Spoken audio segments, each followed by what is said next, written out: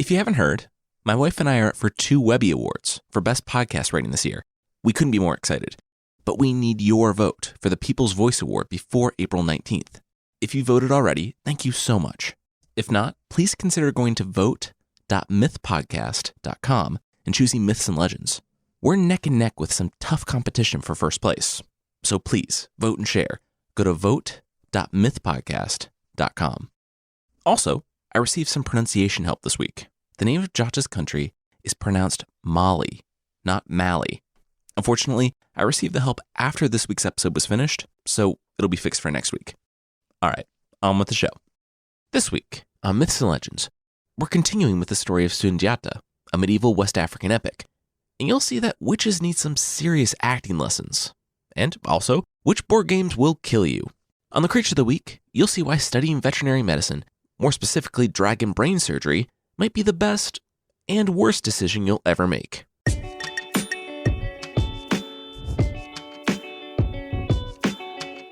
This is Myths and Legends, episode 106B, Bad Move. This is a podcast where I tell stories from mythology and folklore. Some are incredibly popular stories that you think you know, but with surprising origins. Others are stories that might be new to you, but are definitely worth a listen. Previously on Myths and Legends, Djata was conceived by supernatural circumstances with the king's second wife, Sogolon. After the king died, first wife Sasma schemed to put her own son, Dankaran, on the throne because, at 8 years old, Djata still couldn't walk. Spurred by anger, Djata finally stood and, literally, took steps toward becoming the king he was always destined to be.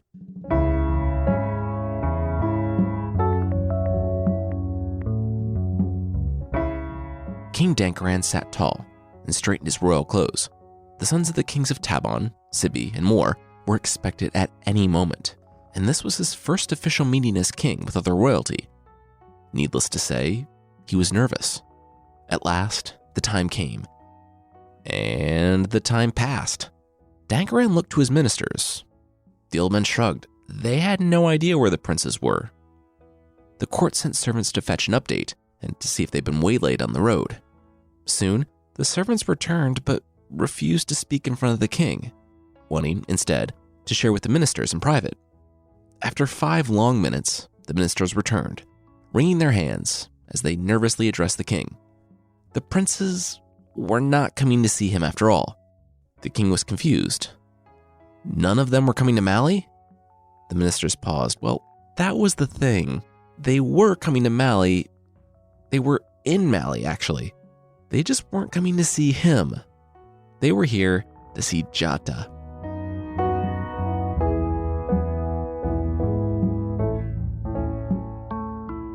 Word spread quickly after Djata had stood and bent the iron rod, and Djata moved quickly. Having spent 8 years on the ground, he bounded with unprecedented and newfound strength. He learned to hunt and quickly received the title of Simbon, or Master Hunter. Sogolon, his mother, realizing that she was actually raising the child of prophecy that she always hoped she was, imparted to him the knowledge of magic. Djata's griot never left him either, and the young man continued giving him the education worthy of kings. Djata had gone from being a laughingstock to the hunting buddy every mother wanted alongside her son, just so that they could say when they were old that they had hunted alongside Sogolon Djata. While he used the name his father had given him, he went by his mother's name, and in taking back the name the queen mother had used to shame him, Sogolon Djata rose above and wore it with pride. Over time, it shortened down to Sundiata, but in our story, we'll keep calling him Djata since that's how we began. While Djata thrived, King Dankaran languished. He was surrounded by his elderly advisors and was now 18, a man in his own right, but it was an open secret who really wielded the true power in the kingdom. Sasma could see her grip slipping away with every step Djata took. Desperate, she steeled herself and summoned the 9 witches of Mali.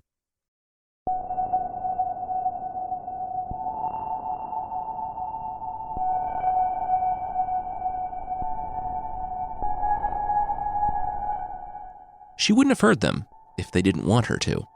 Sasma woke with a start, shot up in bed, and took in the 18 eyes staring back at her from the darkness.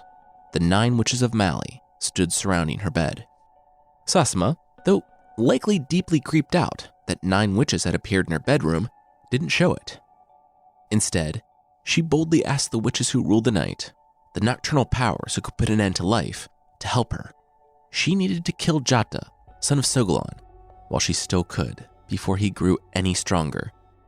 In return, she could supply them with grains, cows, rice, and hay. The old woman in the middle laughed. Life hung by a fine thread. The queen's hate had a cause, but so must Djata's death. They would need more of a reason than cows, rice, and hay, though they would absolutely still take the cows, rice, and hay. They might be otherworldly agents of the night, but they weren't about to turn down free cows. Basically, Djata had done nothing wrong to anyone, and unless they had a reason, it would throw things out of balance to just knock him off without cause. The queen thought about the roadblock, perhaps a little annoyed that the witch assassins were suddenly getting so zen, and came up with an idea. Djata was out of control. He was a ruthless young man who would destroy the kingdom if he took over. If the witches needed proof, they should go see for themselves. If they went and picked vegetables from Djata's mother's garden, he wouldn't have any respect for their age or hunger. He would beat them all the same. The witches looked to each other and agreed. They would go to the vegetable patch the next evening at sundown and see just how vicious Djata could be. The queen mother smiled and told them that before they left, she would walk them down to the granary and stables herself, so they could take the first part of their payment. She rose from bed and turned to get dressed, but when she turned back around, the witches had gone all Batman on her and disappeared into the darkness of the night. She was alone, again, in her room.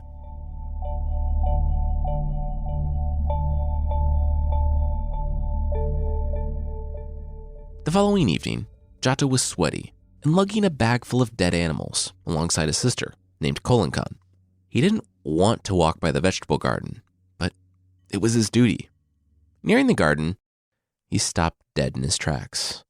There were 9 elderly women pulling vegetables from the ground and stuffing their faces, taking as much as they could and shoving more into bags. One looked up when she saw Djata staring at them and screamed to the others, "Oh no! Ladies! Our thievery has been discovered! We, so many hungry and helpless old women, have been caught stealing right now. Let us all run away without remorse." Djata rolled his eyes as the 9 old women bolted, but in a few bounds, he was standing in front of them, commanding them to stop. This was the garden of the wife of the late king. It belonged to everyone. The old woman stood stunned as he inspected their bags, seeing who needed more and topping them off. He commanded that the next time they had too little, they were to come back to this garden to restock. Tell their friends, too. He and his mother could always plant more. He wouldn't have people starving when there was food right here. The women looked to each other in confusion, and finally, their leader spoke up with a sigh.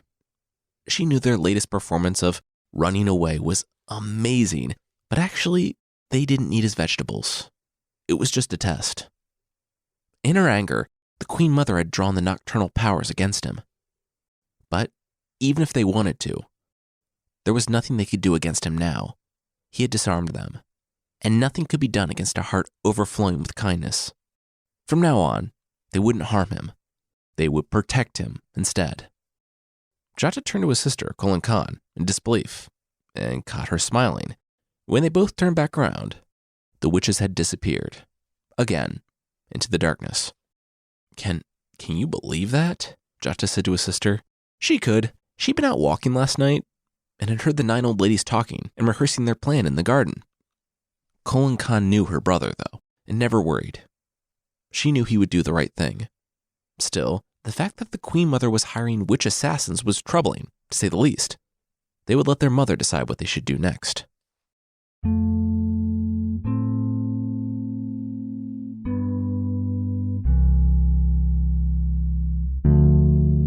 Sogolon knew the Queen Mother. She hated the Queen Mother. As the first wife of the king, Sasma had made Sogolon's life terrible since the day she joined the household. However, there was no option. Sogolon didn't care about herself.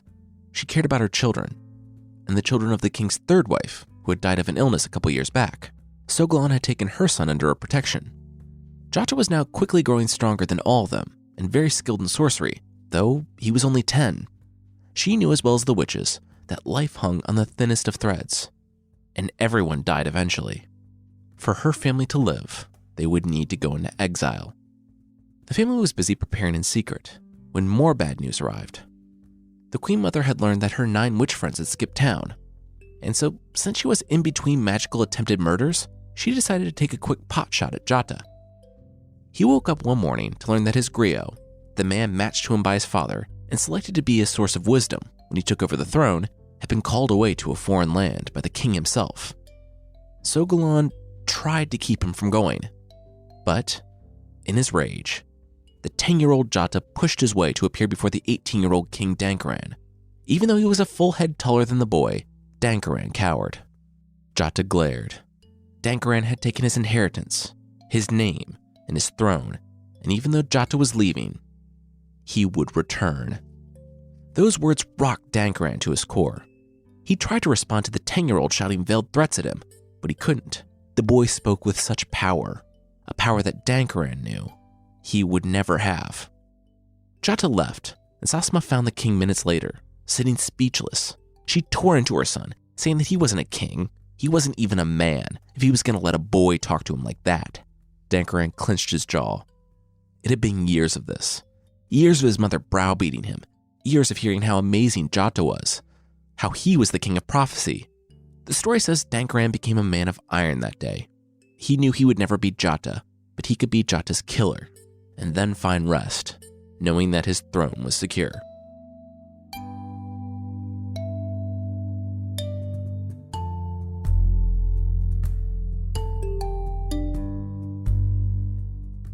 We'll follow Djata and his family into exile, but that will be right after this.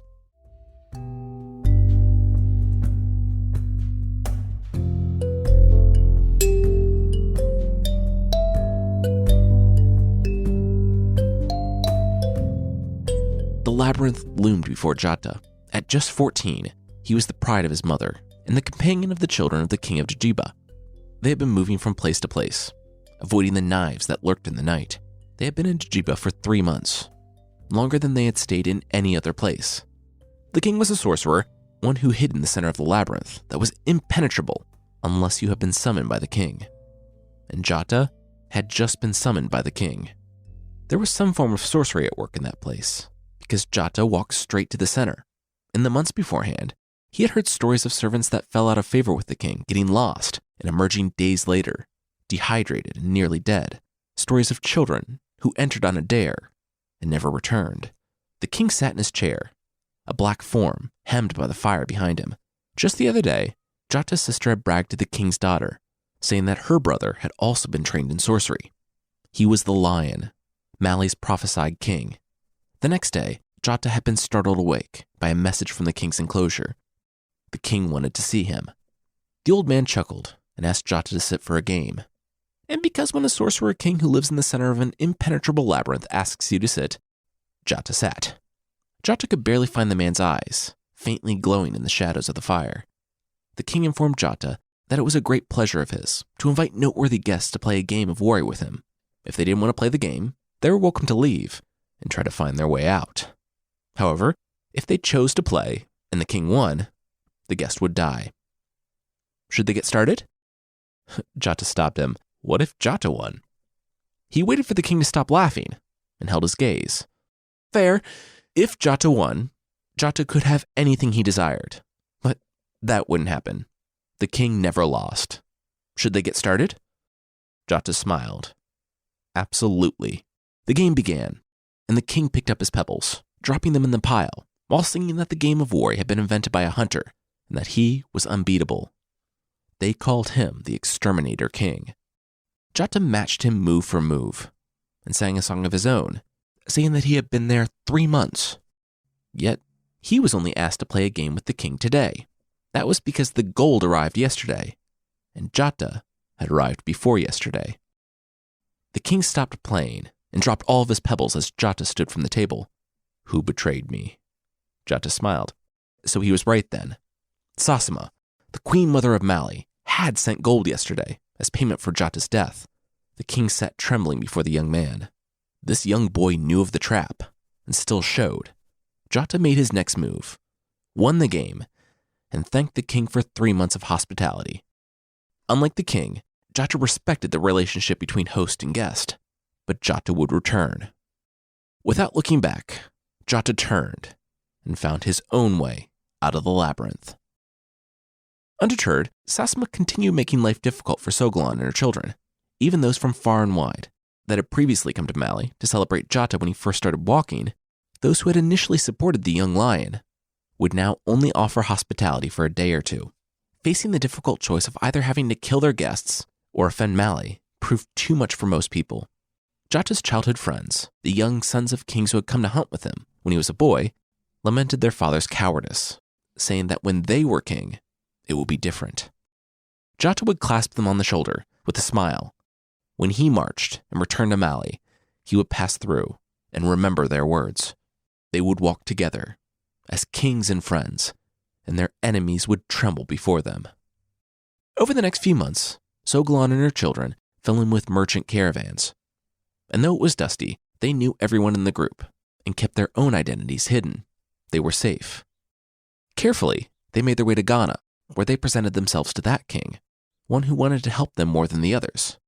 He promised them safe passage to Mema, a kingdom beyond the land of Do, past the Niger River, and far away from the knives of Mali. Djata could see that the constant stress of the last 4 years had taken a toll on his mother. He agreed, and they joined the king of Ghana's armed caravan and headed north, far away from Mali. Around this time, Balafasike, Djata's griot, who had been sent away by the king before Djata himself left, was on the last leg of his journey. He, too, was in the region of Ghana, but far to the south. He had been asked by Dankaran via messenger to investigate rumors in the area. So he assembled a delegation and traveled to the kingdom of Sasso. Sasso was supposed to be a tiny, out-of-the-way town under the rule of the king of Ghana. Being close to Mali, the rumors had floated across the border that something dark was growing in Sasso, that there was a man, a sorcerer, who had seized an ancient throne and was harboring dark ambitions. Balafasike, Djata's griot, heard the clanging of hammers before they arrived at the border crossing, and then he was surprised. Border crossing? There was no border crossing. They were in the heart of Ghana. But men with iron spears being men with iron spears, Balafasike told him about his business, how he had been sent to speak with the man who called himself the king of Sasso, the sorcerer king. The guards at the border smiled and waved the small caravan through. It was then that Balafasike saw the stronghold looming on the horizon. When he was much younger, his father had taken him by this area. Sasso was just a backwater village under the rule of the king of Ghana. Now, it had a stronghold larger than Mali. And that clanging, as the delegation from Mali approached, it only became louder, and it remained a mystery until they were taken up to the top of the walls. Balafasike looked out across a sea of smiths. Mali, the strongest kingdom in the region, had 100 smiths, making swords, shields, armor, and arrows for the king. Looking out over the men sweating and hammering and grimacing, he knew there had to be 1,000 smiths. Something was happening here. No tiny kingdom, no small town, had this type of power. He whispered a few words, and, using his magic, disappeared from the group. He snaked through the smiths and found the Sorcerer King's tower. On the top floor, the 7th story, Balafasike pushed open the last door. He had to will himself not to vomit. On the walls were tapestries made out of human skin. The room was little more than a deep pool with an altar in the middle. There, the earthenware jar was surrounded by 9 heads. Balafasike covered his mouth. They were the heads of kings. The kingdom of Sasso had already been making war and had consumed its neighbors. Mali would be next if he didn't do something. It lived in the water, so Balafasike couldn't hear it approaching. He didn't see it until the massive snake, the basilisk, that guarded the inner sanctum of the Sorcerer King, Sumeru Kante, began emerging. Balafasike caught sight of the snake the instant before it hissed and lunged.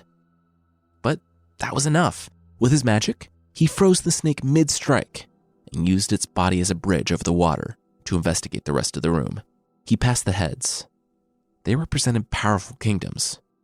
As powerful as Mali, he inspected the weapons decorating the walls, the 3-edged knives, the curved swords. Then he noticed another platform. On it sat a drum. Balafasike could feel the magic pulsing from it. This was something special. He looked back at the preserved heads. He had an idea. As a griot and sorcerer, he had a love for music, and he knew that drums had power. He also knew it was a risk, but maybe the kings knew something. Maybe the dead could talk. Maybe they could tell him how to defeat Sumeru Kante. Balafusique began to play the drums, and, slowly, the faces of the severed heads began to move. One by one, they blinked and gasped awake. It was working. Balafusique was about to ask them what had happened when he felt it. A grip like iron stayed his hand. He spun around, and Sumeru Kante, the Sorcerer King, stood behind him in his inner sanctum. As the 9 kings died all over again, and the snake slid out of the spell, Sumeru Kante explained that there were ears that weren't meant to hear the music that the drum made, hands that weren't meant to play it. No matter how far away he was connected to it. He knew when someone shouldn't be playing it. He let go of Balafusique's hand, and the young griot relaxed long enough to have the wind knocked out of him as he was shoved backwards into the water. The snake dove, and Balafusique felt it wrap around his body and bring him back to the surface. It brought him eye to eye with the Sorcerer King, the Untouchable King, as he was called. There, surrounded by his weapons and tapestries made of human skin, the Sorcerer King spoke again. He was impressed by Balafusique. He was a cut above the other dignitaries that the kings had sent. Balafusique, being crushed by the snake, lost his nerve, and Sumeru Kante knew it. He smiled and told the young griot that he wouldn't die today, not unless he wanted to. Sumeru Kante had been searching for a griot for a long time, but there was no one he could quite trust to advise him and tell his story. Balafusique had broken into his sanctum, stopped the guardian, and managed to play his drum. He would never return to Mali, because Balafusique would become his griot. Balafusique was about to say something along the lines of, "I'll never join you," but the snake squeezed his ribs harder, forcing all the air out. Sumeru Kante clarified that it wasn't a request, it was a command. The alternative was being dragged down into the water and slowly consumed by a snake, and the Sorcerer King would ensure that Balafusique stayed alive for that. Sumeru Kante knew that Balafusique didn't need time to reconsider. He was a smart young man. He knew his only choice was that he had no choice. The snake dumped Balafusique on the platform before the Sorcerer King, and Sumeru Kante extended a hand and helped his new griot to his feet. Outside, the delegation from Mali had seen all it needed to, and the Sasso warriors made sure that they saw all they would ever see. All but one lay dead on the wall, the last one beaten and tossed off of it. The man's bones broke as he tumbled to the ground. He was to go back to Mali and tell King Dankarand that they would kill him and burn his city unless he submitted. The surviving member of the Mali delegation limped off into the night to warn his king of a threat that would consume them all.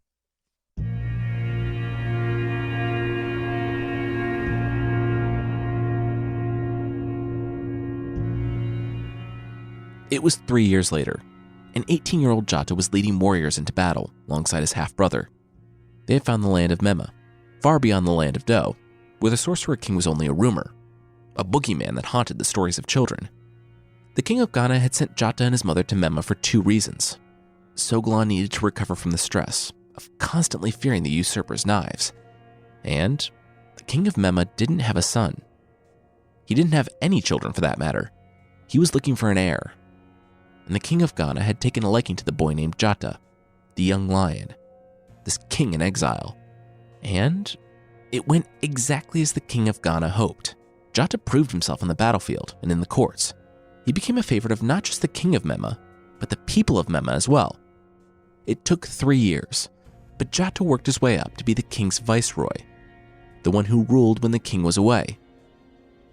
The story says that everyone bowed before him, and he was greatly loved, and those who didn't love him feared him, and his voice carried authority. Finally, the king of Mema met with the leaders of the army, and they all agreed that it was time. It was time for Djata to take his place, for the man who obviously had such a great destiny before him to reach out and claim it. He was announced as heir to the king.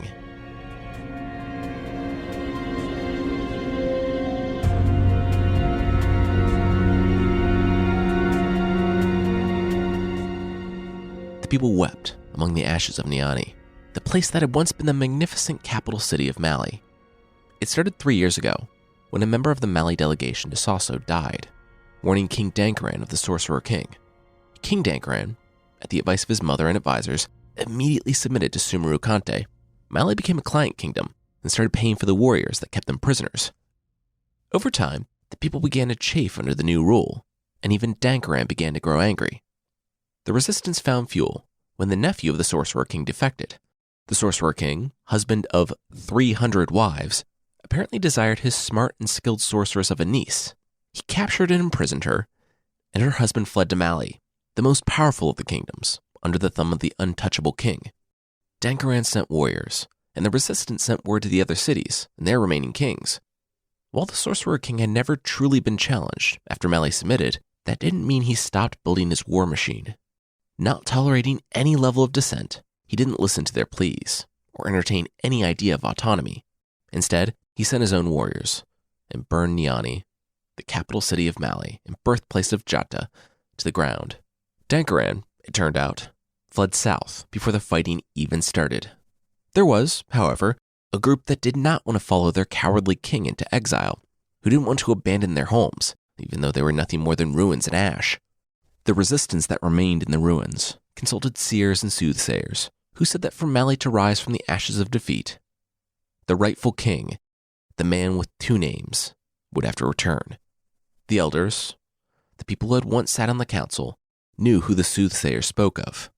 They spoke of Magan Djata, the name given to him by his father, of Sogolon Djata, the shameful name given to him by the people that hated him, but the title he claimed for his own. They spoke of Sundiata, the lion child.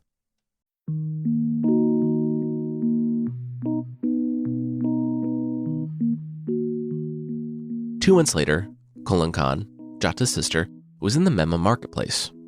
She perused the goods when her eyes lighted on something that she only half remembered from home: the baobab leaves. Here in the north, they hardly grew them, so Kolan Khan asked where the merchants had come from, and they froze. The young woman's accent. She came from Mali. She was the right age, and she looked like the little girl who used to run errands for Sogolon. The merchants dropped everything and bowed before their princess. An hour later, sitting before Sogolon, Djata, and the rest of the children from King Magan Khanfata's second and third wives, the merchants explained that their plan had worked. The merchants had set out in all directions from Niani, the city that used to be Mali's capital. They had to try to find the king of prophecy in secret, because, well, nothing is more stereotypically tantalizing to an evil sorcerer king than killing the hero that was destined to destroy him. Djata stopped the merchants. What did they mean when they said Niani used to be Mali's capital? The merchants hung their head. They meant exactly that. Niani was no longer the capital because Niani didn't exist. It was nothing but ruins and ash. That was why they were here. Sumeru Kante, the untouchable sorcerer king, had destroyed their home. But the war raged on. His nephew led the resistance. The merchants saluted Djata. They said that Dankaran, the usurper, had abandoned them. It was time for Sundiata, the rightful king, to come home. His hour had come. The words of the prophets would come to pass. The throne of his fathers awaited him. And that was when Sogolon collapsed.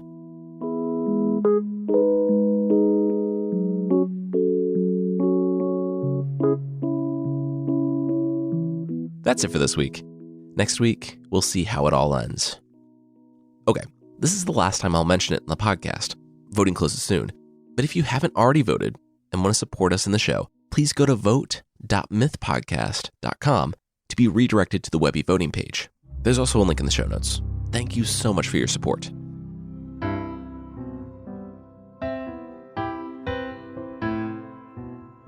The creature this time is the Ethiopian dragon, from Ethiopia. Well, it's actually from the stories of Ethiopia that Europeans told in the Middle Ages. It dates as far back as ancient Greece, where there were rumors of a ferocious, 180-foot-long monster with double wings that was actually pretty cool towards humans. The Ethiopian dragons preferred elephants. Apparently, humans and dragons of Africa would live in peace together. The humans hardly made enough of a meal, and then they would band together and attack the dragons. It probably wasn't even worth the hassle. The elephants never forgot, but that didn't matter if you ate them. Apparently elephants in Ethiopia are kind of rare, and the dragons, getting hungry, would find it difficult to fly hundreds of miles to maybe find a meal. They found a solution in tearing up some trees out of the ground, getting more hungry dragon buddies, and then wrapping themselves up as a dragon raft, taking a nap, and drifting down the coast until they found a meal. So yeah, the dragon, mythology's greatest monster other than Zeus, can be a friend to humans. The Ethiopian dragon occasionally hunted for humans too. If it caught something that wasn't an elephant, it would just drop it off at a nearby village. And it doesn't steal or sit on massive gold hoards and deliver sociopathic speeches like Smog. But because we're humans and we can't have nice things, we absolutely found a way to ruin this relationship. I don't know how he discovered this, but Ethiopian dragons do have a special stone that gives humans the ability to fly, grants us special powers, and heals illnesses. And the dragons would have been more than happy to give the stone to humans if it wasn't part of their brains. If a village came down with the plague, the village elder would approach the dragon with the village's best elephant that had been heavily dosed with a sedative, because it's not even as simple as just killing the dragon and digging the gemstone out of its brain. The stone only works if it's removed while the dragon is alive. So not only do you have to hope you got the dosage right to knock out a 180-foot-long dragon, but then you need to act quickly and do some dragon brain surgery and gently remove the stone. And then, I guess, just leave forever, because there's no way this ends well for you when that dragon wakes up after a light lobotomy with a massive headache, and you're just zipping around the sky with a piece of its brain.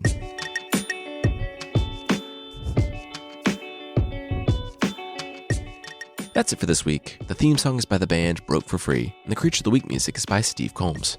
There are links to other music in the show notes. Today's episode was written by me, Jason Weiser, and produced by Carissa Weiser. Thanks so much for listening, and I'll see you next time.